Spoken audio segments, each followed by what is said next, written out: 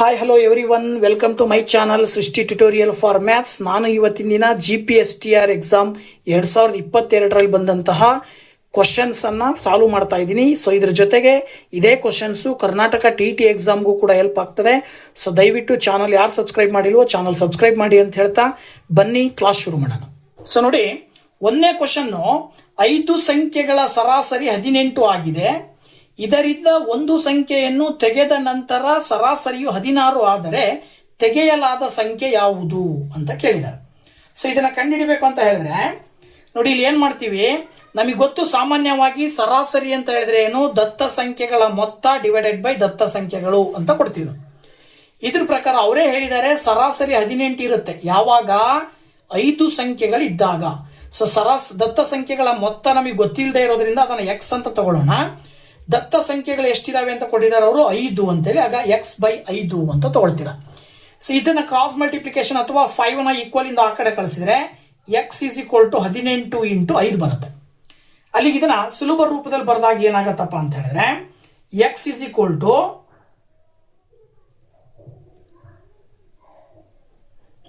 90 ಬರುತ್ತೆ.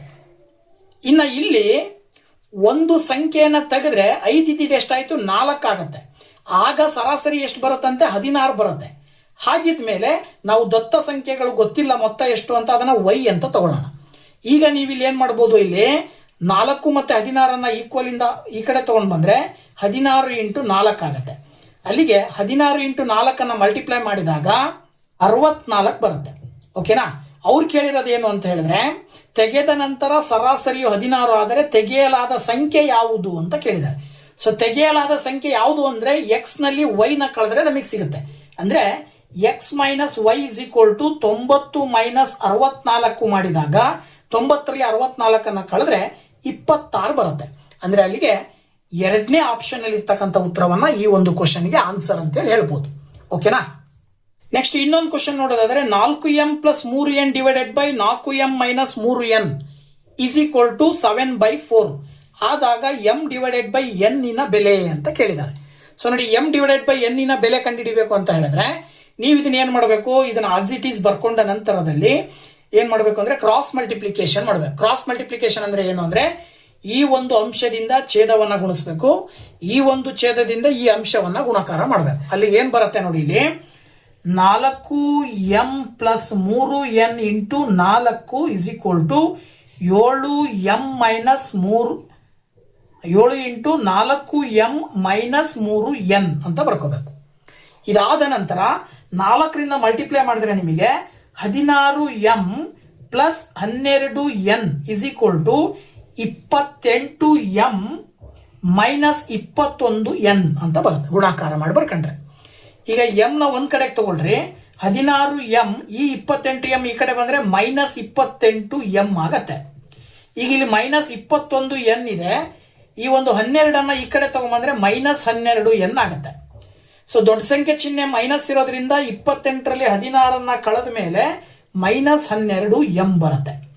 ಇಲ್ಲಿ ಎರಡಕ್ಕೂ ಚಿಹ್ನೆ ಮೈನಸ್ ಇರೋದ್ರಿಂದ ಕೂಡಿದಾಗ -33n ಅಂತ ಬರುತ್ತೆ. ಈಗ ನೀವು ಎರಡು ಕಡೆ ಮೈನಸ್ ಕ್ಯಾನ್ಸಲ್ ಮಾಡ್ಬೋದು. ಸೊ ಎರಡು ಕಡೆ ಮೈನಸ್ ಕ್ಯಾನ್ಸಲ್ ಮಾಡಿ ಇಲ್ಲಿ m ಬರ್ಕೊಳ್ರಿ, ಈ n ಅನ್ನ ಮಾತ್ರ ಈಕ್ವಲ್ ಇಂದ ಈ ಕಡೆ ತಗೊಂಡ್ಬರ್ರಿ, ಡಿವೈಡೆಡ್ ಬೈ n ಆಗುತ್ತೆ. ಇಲ್ಲಿ 33 ಹಾಗೆ ಇರಲಿ, 12 ಕೆಳಗಡೆ ಬಂದ್ರೆ 33 ಡಿವೈಡೆಡ್ ಬೈ 12 ಆಯ್ತು.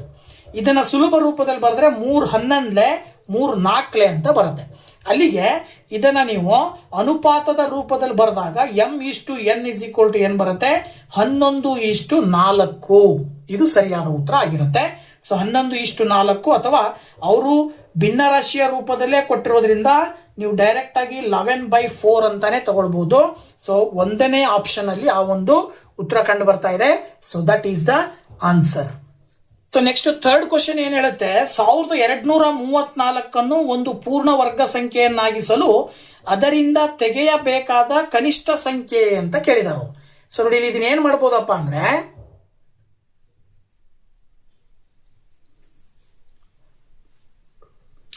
ನಮಗೆ 1234 ಅನ್ನೋದು ಪೂರ್ಣ ವರ್ಗ ಸಂಖ್ಯೆ ಅಲ್ಲ ಅನ್ನೋದು ಗೊತ್ತಾಯ್ತು. ಹಾಗಿದ್ರೆ 1234ರ ಹಿಂದಿನ ಪೂರ್ಣ ವರ್ಗ ಸಂಖ್ಯೆ ಯಾವುದು, ಅದರ ಮುಂದಿನ ಪೂರ್ಣ ವರ್ಗ ಸಂಖ್ಯೆ ಯಾವುದು ಅಂತ ತಗೊಂಡಾಗ 35ರ ವರ್ಗ ಸಂಖ್ಯೆ ಏನು ಬರುತ್ತೆ ಅಂದರೆ 35 ಇಂಟು 35 ಮಾಡಿದ್ರೆ 1225 ಬರುತ್ತೆ. ಹಾಗೆ 36 ಇಂಟು 36 ಮಲ್ಟಿಪ್ಲೈ ಮಾಡಿದ್ರೆ 1296 ಬರುತ್ತೆ. ಓಕೆನಾ? ಅಲ್ಲಿಗೆ ಇಲ್ಲಿ 1234ಕ್ಕೆ ಕಡಿಮೆ ಡಿಫ್ರೆನ್ಸ್ ಇರೋದು ಯಾವುದಕ್ಕೆ ಅಂದರೆ ಇದಕ್ಕಾದ್ರೆ ಜಾಸ್ತಿ ಡಿಫ್ರೆನ್ಸ್ ಬರುತ್ತೆ. ಹಾಗಾಗಿ ನೀವು 1234ರಲ್ಲಿ 1225 ಕಳೆದ್ರಿ ಅಂದರೆ 9 ಬರುತ್ತೆ. ಅವ್ರು ಕೇಳಿರೋದು ತೆಗೆಯಬೇಕಾದ ಕನಿಷ್ಠ ಸಂಖ್ಯೆ ಯಾವುದು ಅಂದರೆ 9. ಸೊ ನೀವು ಈ ಒಂದು 1234ರಲ್ಲಿ 9 ಕಳೆದ್ರಿ ಅಂದರೆ ಅದು 1225 ಬರುತ್ತೆ. ಅದು ಪೂರ್ಣ ವರ್ಗ ಸಂಖ್ಯೆ ಆಗಿರುತ್ತೆ. ಹಾಗಾಗಿ ಆಪ್ಷನ್ 3ರಲ್ಲಿ ಇರ್ತಕ್ಕಂಥ ಉತ್ತರವನ್ನು ನೀವು ಆಯ್ಕೆ ಮಾಡಬೇಕಾಗತ್ತೆ. ನೆಕ್ಸ್ಟ್ 4ನೇ ಕ್ವಶನ್ ನೋಡೋದಾದ್ರೆ, 2 ಸಂಖ್ಯೆಗಳು 3:4 ಅನುಪಾತದಲ್ಲಿವೆ. ಅವುಗಳ ಲಾಸ 84 ಆದರೆ ಆಗಿದೆ. ಹಾಗಾದರೆ ಆ ಸಂಖ್ಯೆಗಳು ಅಂತ ಕೇಳಿದ್ದಾರೆ. ನೋಡಿ, ಇಲ್ಲಿ ಏನ್ ಮಾಡಬೇಕು ಅಂದ್ರೆ ನೀವು ಲಾಸಕ್ಕಿಂತ ಮುಂಚಿತವಾಗಿ ಅನುಪಾತ ಏನಾಗಿರ್ಬೇಕಂದ್ರೆ 3:4 ಅನುಪಾತದಲ್ಲಿ ಇರಬೇಕು ಅಂತ ಕೊಟ್ಟಿದ್ದಾರೆ.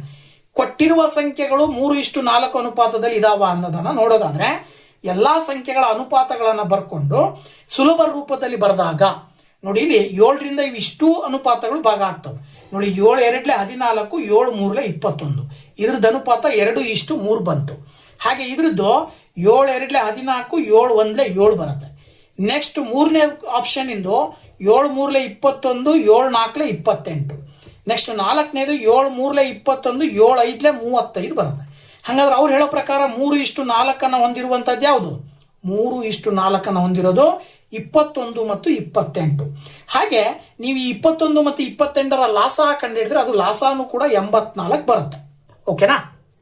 ನೆಕ್ಸ್ಟ್ ಕ್ವಶನ್ ನೋಡೋದಾದ್ರೆ, ಒಬ್ಬನು ತನ್ನ ಮಾಸಿಕ ಆದಾಯದಲ್ಲಿ 78% ಖರ್ಚು ಮಾಡಿ ರು 1100 ಉಳಿತಾಯ ಮಾಡಿದರೆ ಅವನ ಮಾಸಿಕ ಆದಾಯ ಅಂತ ಕೇಳಿದ್ದಾರೆ. ಈಗ ನಮಗೆ ಮಾಸಿಕ ಆದಾಯ ಎಷ್ಟು ಗೊತ್ತಿಲ್ಲ. ಅವನು ಏನು ಮಾಡಿದ್ದಾನೆ, ತನ್ನ ಆದಾಯದ 78% ಖರ್ಚು ಮಾಡಿ ಉಳಿದಿರೋದು 1100 ರೂಪಾಯಿ ದುಡ್ಡು ಇಟ್ಕೊಂಡಿದ್ದಾನೆ ಅವನೇನು. ಹಾಗಿದ್ರೆ ಅವನು ಖರ್ಚು ಮಾಡಿದ್ದು ಎಷ್ಟು ಅಂತ ಕಂಡುಹಿಡಿಬೇಕು ನಾವು. ಅಥವಾ ಏನು ಕೇಳಿದ್ದಾರೆ ಅವರು, ಉಳಿತಾಯ ಮಾಡಿದರೆ ಅವನ ಮಾಸಿಕ ಆದಾಯ ಎಷ್ಟು ಅಂತ ಕೇಳಿದ್ದಾರೆ. ಸೊ ಮಾಸಿಕ ಆದಾಯವನ್ನು ನಾವು ಎಕ್ಸ್ ಅಂತ ತಗೊಂಡ್ರೆ, ಖರ್ಚು ಅವನು ಮಾಡಿರೋದು 100ಕ್ಕೆ 78% ಖರ್ಚು ಮಾಡಿದ್ರೆ ಅವನ ಆದಾಯ ಎಕ್ಸ್ ನಲ್ಲಿ ಎಷ್ಟು ಖರ್ಚಾಯಿತು ಅಂತ ತಗೊಂಡ್ರೆ 78 ಡಿವೈಡೆಡ್ ಬೈ 100 ಇಂಟು ಎಕ್ಸ್ ಅಂತ ತಗೊಳ್ಬೋದು ನಾವು. ಅಲ್ಲಿಗೆ ಅವನು ಉಳಿತಾಯ ಮಾಡಿದ್ದೆಷ್ಟು? 1100 ರೂಪಾಯಿ. ಅಂದ್ರೆ ಅವನ ಒಟ್ಟು ಆದಾಯ ಎಕ್ಸ್ ನಲ್ಲಿ 78/100 ಇಂಟು ಎಕ್ಸ್ ನಷ್ಟು ಖರ್ಚು ಮಾಡಿನೂ ಕೂಡ ಉಳಿದಿರೋ ಉಳಿತಾಯ ಹಣ ಎಷ್ಟು? 1100. ಅಂದ್ರೆ ಎಕ್ಸ್ ನಲ್ಲಿ ಇದನ್ನ ಕಳಿಬೇಕು.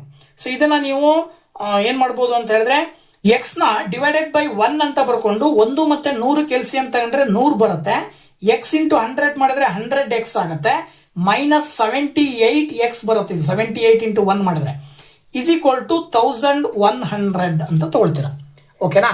ಸೊ ನೆಕ್ಸ್ಟ್ ಏನಾಗುತ್ತೆ, ಇಲ್ಲಿ 100 ಅನ್ನ ಈಕ್ವಲ್ ಇಂದ ಆ ಕಡೆ ಕಳಿಸ್ಬೇಕು. 100x minus 78x is equal to 1100 into 100 ಆಗುತ್ತವಾಗ.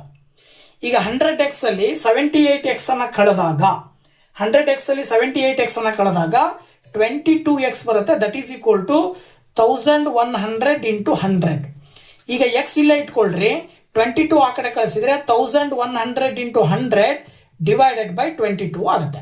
ನೋಡಿ, 11 2s 22, 11 1s 11, ಇಲ್ಲಿಗೆ 100 ಬಂತು. ನೆಕ್ಸ್ಟ್ 2 ದಿಂದ ಇದನ್ನು ಮಲ್ಟಿಪ್ಲೈ ಮಾಡಿದ್ರೆ 50 ಬರುತ್ತೆ. ಅಲ್ಲಿಗೆ ಎಕ್ಸ್ ನ ಬೆಲೆ ಏನ್ ಬರುತ್ತೆ, ಇಲ್ಲಿ 100 ಇಂಟು 50 ಮಾಡಬೇಕಾಗತ್ತೆ. ಅಲ್ಲಿಗೆ 100 ಇಂಟು 50 ಮಾಡಿದ್ರೆ ಏನ್ ಬರುತ್ತೆ? 5000 ರೂಪೀಸ್ ಬರುತ್ತೆ.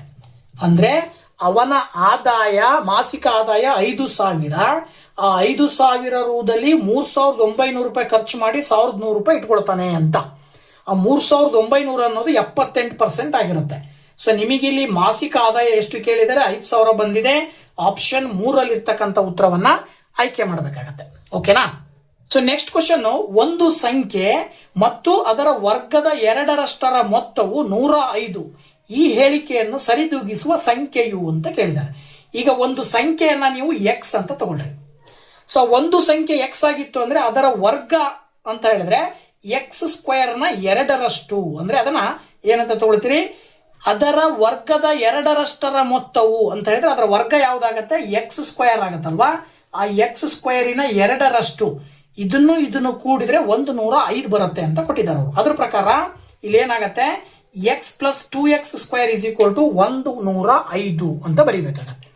ಅಥವಾ ಇದನ್ನ ನೀವು ವರ್ಗ ಸಮೀಕರಣದ ಸ್ಟ್ಯಾಂಡರ್ಡ್ ಫಾರ್ಮಲ್ ಬರ್ಕೊಂಡ್ರೆ 2x² plus x minus 105 is equal to 0 ಅಂತ ತಗೊಳ್ತೀರಿ. ಸೊ ಅಲ್ಲಿಗೆ 2x² ಮತ್ತೆ 105 ಮಲ್ಟಿಪ್ಲೈ ಮಾಡಿದ್ರೆ ಎಷ್ಟು ಬರುತ್ತೆ? 210 ಬರುತ್ತೆ ಅಲ್ವಾ? ಸೊ 210 ಚಿಹ್ನೆ ಮೈನಸ್ ಇದೆ.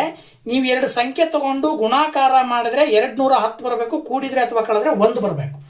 ಆ ತರದ ಎರಡು ಸಂಖ್ಯೆ ಯಾವ್ದು ಬರುತ್ತಪ್ಪ ಅಂತ ಹೇಳಿದ್ರೆ ನೋಡಿ, ಇಲ್ಲಿ 15 ಮತ್ತೆ 14 ತಗೊಳ್ಬಹುದು.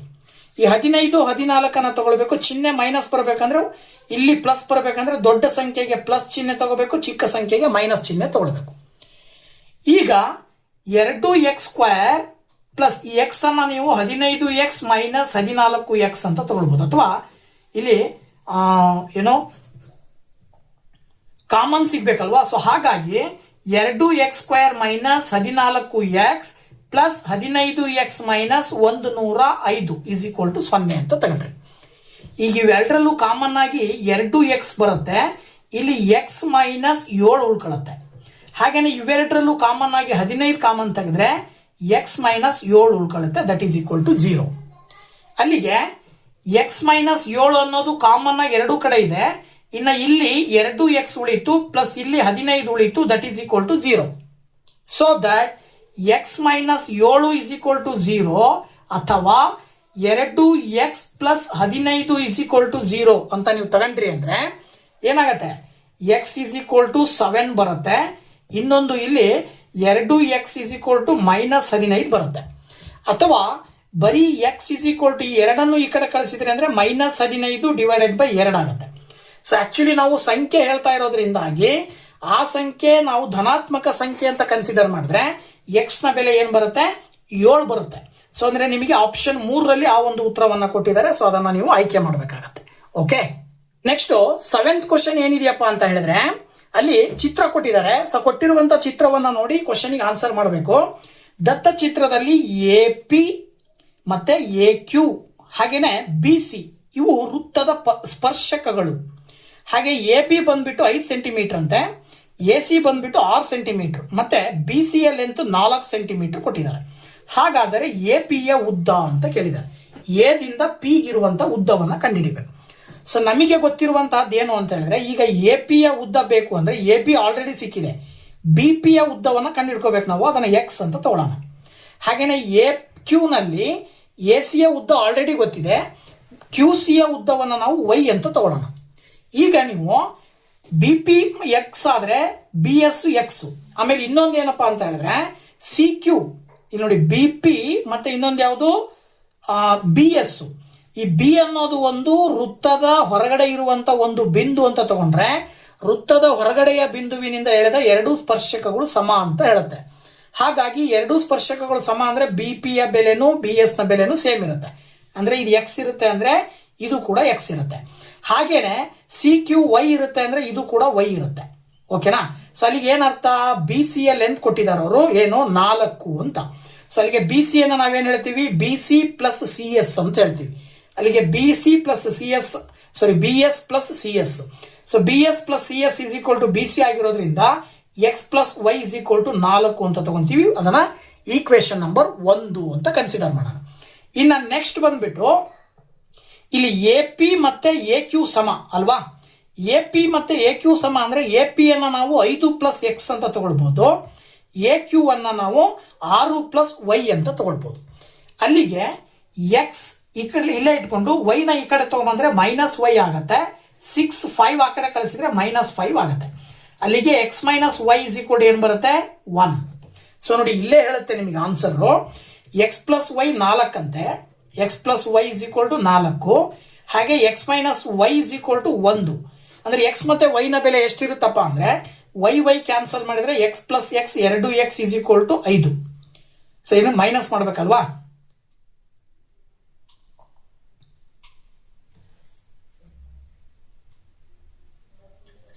ಎರಡು X ಇಸ್ ಈಕ್ವಲ್ ಟು 5 ಬರುತ್ತೆ. ಅಥವಾ X ಇಸ್ ಈಕ್ವಲ್ ಟು ಏನಾಗುತ್ತೆ? 5 ಡಿವೈಡೆಡ್ ಬೈ 2 ಬರುತ್ತೆ. ಸೊ ಈ 5 ಡಿವೈಡೆಡ್ ಬೈ 2 ಅನ್ನ ಇಲ್ಲಿ ಯಾವ್ದಾದ್ರು ಒಂದು ಬೆಲೆಗೆ ಹಾಕಿದ್ರೆ X ಪ್ಲಸ್ Y ಗೆ ಹಾಕಿದ್ವಿ ಅಂತ ಹೇಳಿದ್ರೆ 5/2 plus Y is equal to 4 ಆಗುತ್ತೆ. y is equal to 4 minus 5/2 ಆಗುತ್ತೆ. ಇವೆರಡಕ್ಕೂ ಎಲ್ ಸಿ ಎಂ ತಗೊಂಡ್ರಿ ಅಂತ ಹೇಳಿದ್ರೆ 2 ಎಲ್ ಸಿ ಎಂ ಬರುತ್ತೆ. ಸೊ ದಟ್ ಇಲ್ಲಿ 4 2 8 ಬರುತ್ತೆ, 5 ಬರುತ್ತೆ. ಅಲ್ಲಿಗೆ y ಇಸ್ ಈಕ್ವಲ್ ಟು 8ರಲ್ಲಿ 5 ಕಳೆದ್ರಿ ಅಂತ ಹೇಳಿದ್ರೆ ನೀವು 8ರಲ್ಲಿ 5 ಕಳೆದ್ರೆ 3 ಬರುತ್ತೆ divided by 2. 3 divided by 2. So ಅಲ್ಲಿಗೆ ನೀವೇನ್ ಮಾಡ್ಬೇಕಿಲ್ಲಿ ಎ ಪಿ ಯ ಉದ್ದ ಕೇಳಿದಾರ ಅಲ್ವಾ. ನೋಡಿ ಎ ಪಿ ಯ ಉದ್ದ ಬೇಕು ಅಂದ್ರೆ 5ಕ್ಕೆ ಎಕ್ಸ್ ಅನ್ನ ಸೇರಿಸ್ಬೇಕು ನೀವು. ಸೊ 5ಕ್ಕೆ ಎಕ್ಸ್ ಅಂತ ಹೇಳಿದ್ರೆ ಎಷ್ಟು ಬಂದಿದೆ ಇಲ್ಲಿ 5/2 ಆಡ್ ಮಾಡಿದ್ರೆ ಏನ್ ಬರುತ್ತೆ, ಎಲ್ ಸಿ ಎಂ ತಗೊಂಡ್ರೆ 2 ಎಲ್ ಸಿ ಎಂ ಬರುತ್ತೆ. ನೆಕ್ಸ್ಟ್ ಬಂದ್ಬಿಟ್ಟು 5 2 10 ಪ್ಲಸ್ 5. ಸೊ ಅಲ್ಲಿಗೆ 10ಕ್ಕೆ 5 ಕೂಡಿದ್ರೆ 15 ಡಿವೈಡೆಡ್ ಬೈ 2 ಬರುತ್ತೆ. ಈಗ ನೀವು 2ರಿಂದ 15 ಭಾಗಾಕಾರ ಮಾಡಿದ್ರೆ 7.5 ಬರುತ್ತೆ. ಈ 7.5 ಅನ್ನೋದೇನಿದೆಯಲ್ಲ ಎ ಪಿ ಯ ಬೆಲೆ. ಎ ಪಿ ಯ ಬೆಲೆ 7.5 ಇರುತ್ತೆ ಅಂದ್ರೆ ಎ ಕ್ಯೂ ನ ಲೆಂತ್ ಕೂಡ 7.5 ಇರುತ್ತೆ. ಅದರ ಆಧಾರದ ಮೇಲೆ ಎ ಪಿ ಯ ಅಳತೆ ಕೇಳಿದರೆ ಎ ಪಿ ಯ ಉದ್ದ ಬಂದ್ಬಿಟ್ಟು ಎಷ್ಟು ಬರ್ತಾ ಇದೆ 7.5 ಅಂತೇಳಿ ನೀವು ಆನ್ಸರ್ನ ಸೆಲೆಕ್ಟ್ ಮಾಡಬೇಕು. ನೆಕ್ಸ್ಟ್ ಇನ್ನೊಂದು ಕ್ವಶನ್ ನೋಡೋಣ. X minus Y is equal to 2, X plus Y is equal to 4. ಈ ಸಮೀಕರಣಗಳಿಗೆ ಎಕ್ಸ್ ಅಂತ ಹೇಳಿದ್ರೆ ಎ, ವೈ ನ ಬೆಲೆ ಬಿ, ಈ ಪರಿಹಾರಗಳಾದರೆ ಎ ಮತ್ತು ಬಿ ನ ಬೆಲೆಗಳು ಅಂತ ಕೇಳಿದ್ದಾರೆ. ಇದನ್ನ ನೀವು ಇವೆರಡು ಏನಾಗಿದ್ದಾವೆ ಪೇರ್ ಆಫ್ ಲೀನಿಯರ್ ಈಕ್ವೇಶನ್ ಅಂತ ಕರಿತೀವಿ. ನಾವು ರೇಖಾತ್ಮಕ ಸಮೀಕರಣಗಳ ಜೋಡಿಗಳನ್ನ ನಾವೇನು ಅಲ್ಲಿರುವಂತ ಎಕ್ಸ್ ಮತ್ತೆ ವೈ ನ ಬೆಲೆ ಕಂಡುಹಿಡಿಬೇಕಾದ್ರೆ ಎಲಿಮಿನೇಷನ್ ಮೆಥಡ್ ಮಾಡ್ತೀವಿ. ಏನಪ್ಪಾ ಅಂತ ಹೇಳಿದ್ರೆ ಕೊಟ್ಟಿರುವ 2 ಈಕ್ವೇಶನ್ ಗಳನ್ನ 1 ಮತ್ತೆ 2 ಅಂತ ತಗೊಂಡ್ರೆ ಇಲ್ಲಿ ಇವೆರಡನ್ನ ಕೂಡಿದಾಗ 1 ಮತ್ತೆ 2 ಈಕ್ವೇಶನ್ ಗಳನ್ನ ಕೂಡಿದ್ರೆ plus y minus y cancel ಆಗುತ್ತೆ. ಎಕ್ಸ್ಗೆ ಎಕ್ಸ್ ಸೇರಿಸಿದ್ರೆ 2x ಆಗುತ್ತೆ. 4ಕ್ಕೆ 2 ಸೇರಿಸಿದ್ರೆ 6 ಬರುತ್ತೆ. ಅಲ್ಲಿಗೆ 2ರಿಂದ 6 ಭಾಗಾಕಾರ ಮಾಡಿದ್ರೆ ಎಕ್ಸ್ ನ ಬೆಲೆ ಬಂದ್ಬಿಟ್ಟು 3 ಬಂತು. ಈ ಎಕ್ಸ್ ನ ಬೆಲೆಯನ್ನ ಇಲ್ಲಿ ಎಲ್ಲಾದ್ರೂ ಹಾಕಿದ್ರಿ ಅಂದ್ರೆ X plus Y is equal to 4 ಎರಡನೇ ಈಕ್ವೇಶನ್ ಹಾಕಿದ್ರೆ 3 plus Y is equal to 4 ಆಗುತ್ತೆ. Y is equal to 4 minus 3 ಈ ಕಡೆ ಬಂದ್ರೆ ಅಲ್ಲಿಗೆ ವೈ ನ ಬೆಲೆ 4ರಲ್ಲಿ 3 ಕಳೆದ್ರೆ 1. ಸೊ ಅವರೇ ಹೇಳ್ತಾರೆ x is equal to a ಅಂತ. So x is equal to a ಅಂತ ಹೇಳಿದ್ರೆ ಏನು 3, a is equal to 3, b is equal to 1. So a ಮತ್ತು ಬಿ ನ ಬೆಲೆಗಳು 3 ಮತ್ತು 1 ಅಂತೇಳಿ ಆಪ್ಷನ್ 3ರಲ್ಲಿ ಇರ್ತಕ್ಕಂಥ ಉತ್ತರವನ್ನ ಆಯ್ಕೆ ಮಾಡಬೇಕು. GPSTR ಮತ್ತೆ ಕರ್ನಾಟಕ TET ಎಕ್ಸಾಮ್ ಅಲ್ಲಿ ಮ್ಯಾಥ್ಸ್ ಕ್ವಶನ್ಸ್ ಬಂದ್ರೆ ಈ ತರದ ಪ್ರಾಬಬಲ್ ಕ್ವಶನ್ಸ್ ಬರ್ಬೋದು ಅನ್ನೋದ್ರ ಆಧಾರದ ಮೇಲೆ ಕೆಲವು ಕ್ವಶನ್ಸ್ ನ ನಿಮ್ ಜೊತೆ ಹಂಚ್ಕೊಂಡಿದೀನಿ. ಸೊ ವಿಡಿಯೋ ಇಷ್ಟ ಆದ್ರೆ ಲೈಕ್ ಮಾಡಿ, ಶೇರ್ ಮಾಡಿ, ಹಾಗೆ ಕಮೆಂಟ್ ಮಾಡಿ ಅಂತ ಹೇಳ್ತಾ once again thank you very much. Bye bye.